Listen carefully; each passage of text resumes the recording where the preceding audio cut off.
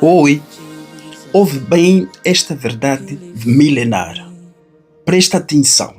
Não importa o que você pensa sobre si mesmo.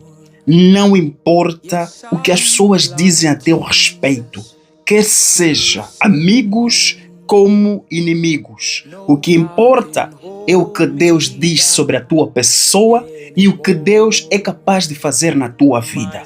Sabes por quê?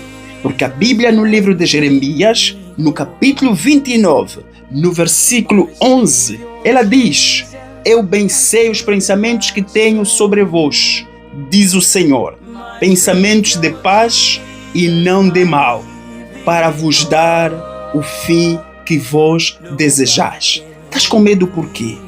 Estás preocupado por quê? Estás ansioso por quê? Entrega nas mãos de Deus e confia.